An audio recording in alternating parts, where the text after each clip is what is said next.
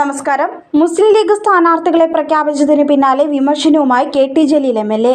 മൂന്നാം സീറ്റ് എന്ന ലീഗിന്റെ ആവശ്യം കള്ളനും പോലീസും കളിയായിരുന്നു എന്നാണ് ജലീലിന്റെ വിമർശനം.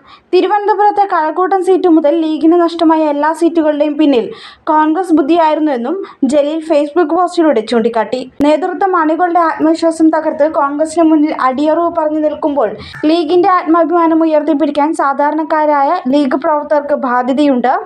ചതിക്ക് ചതിയെ പരിഹാരമുള്ളൂ. ഒരു തെരഞ്ഞെടുപ്പിൽ ആ സിദ്ധൌഷധം ലീഗ് അണികൾ പ്രയോഗിച്ചാൽ ചത്ത കുതിരയുടെ മുന്നിൽ കോൺഗ്രസ് എക്കാലവും കൈകൂപ്പി നിൽക്കുമെന്നും ജലീൽ പോസ്റ്റിലൂടെ പറഞ്ഞു. ലീഗിന്റെ കള്ളനും പോലീസും കളി. ഒരു കാലത്ത് കേരളത്തിൽ മുഴുവൻ പടർന്നു പന്തലിച്ച പാർട്ടിയായിരുന്നു മുസ്ലിം ലീഗ്. തിരുവനന്തപുരം മുതൽ വെസ്റ്റ് അസംബ്ലി മണ്ഡലത്തിൽ നിന്ന് ജയിച്ചാണ് മുഹമ്മദ് ഖാന് ഏറെക്കാലം ലീഗ് എം.എൽ.എ. ആയത്. മണ്ഡലം മാറിയപ്പോൾ കോൺഗ്രസ് ലീഗിന് കഴക്കൂട്ടം കൊടുത്തു. കൂടെ ഒരു റിബലിനെയും കോൺഗ്രസ് സമ്മാനിച്ചു. അങ്ങനെ യു.ഡി.എഫിന്റെ ഔദ്യോഗിക സ്ഥാനാർത്ഥിയെ മത്സരിച്ച ലീഗിന്റെ എം.എ. നിഷാന്ത് മൂന്നാം സ്ഥാനത്തേക്ക് തള്ളപ്പെട്ട് കോൺഗ്രസ് റിബൽ വാഹിദ് എം.എൽ.എ. ആയി. തിരുവനന്തപുരം ജില്ലയിൽ ലീഗിന്റെ അക്കൗണ്ട് അതോടെ എന്നേക്കുമായി കോൺഗ്രസ് പൂട്ടി. പിന്നീട് ഇതുവരെ തലസ്ഥാനത്ത് ലീഗിനൊരു സീറ്റ് മത്സരിക്കാൻ കിട്ടിയിട്ടില്ലെന്നും അദ്ദേഹം പറഞ്ഞു.